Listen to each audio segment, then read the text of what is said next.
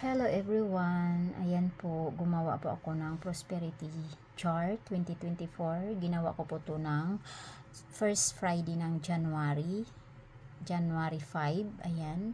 So, ang kailangan natin dito ay ang clear glass. Yung medyo malaki-laki na clear glass. And then, kung marami namang glass na pwede yung may nakasulat na mga papel, pwede nyo siya tanggalin. Tapos, linisin nyo. Ayan.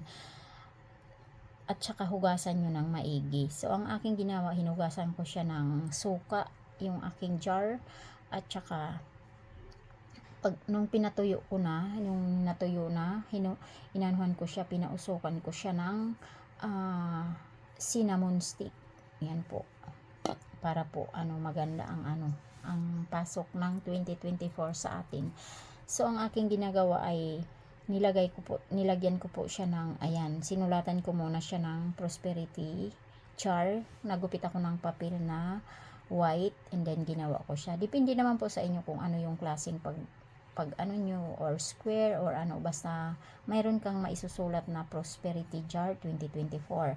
And then, gagawa tayo. Ang nilalagay ko po dito ay ayan, mga herbal na, mga pampaswerte. Ayan. So, ang ating kailangan diyan ay 8 piraso na cotton balls, 8 piraso na dahon ng laurel, 8 piraso na star anise, or kung wala kayong star anise, cloves, at saka 8 pirasong laurel na buo, and then 1 pirasong cinnamon stick na tinalian ko siya ng red ribbon. And then 8 piraso na tagpipiso. Yung piso po, hinugasan ko muna yan siya ng asin or tubig ulan. Kung mayroon kayong tubig ulan, pwede tubig ulan ang ilalagay nyo. Pero kung wala, asin, na lagyan nyo siya ng tubig, na konti lang yung asin tapos tubig. And then patuyuin nyo sa sinag ng araw. So, kasi marami akong ginawa dito na piso, hinugasan ko siya ng asin, pero ang aking hinugas ay, ang hinugas ko dito ay ang ulan, tubig ulan, kasi mayroon akong tubig ulan na sinasahod ko nung nung December. So, ang una mong ilagay diyan ay cotton, 8 peraso. And then sunod yung dahon lang laurel. Tapos sunod ay cloves or star anise na 8 peraso, and then 8 peraso na buo na laurel, and then 8 peraso na tigpipiso, and then isunod mo ang cinnamon stick.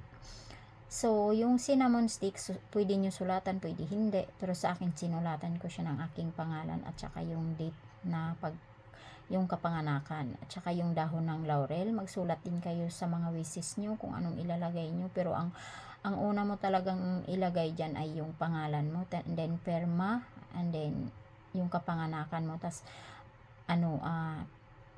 ilagay mo yan sa lahat sa loob ng jar. And then, so itong pula, lang yan, optional lang yan.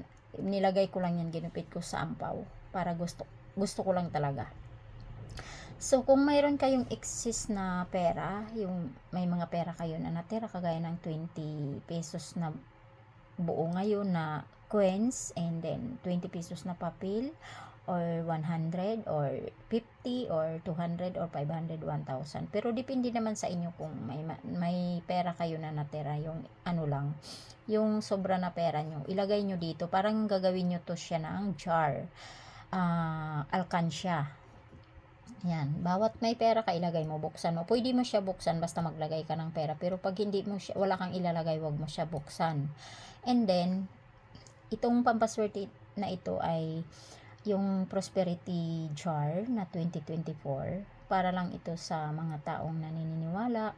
Kung naniniwala kayo sa mga pamahiin or pampaswerte, pwede nyo to gawin. Pero kung alanganin po kayo na may pagdududa, wag nyo lang po to gawin.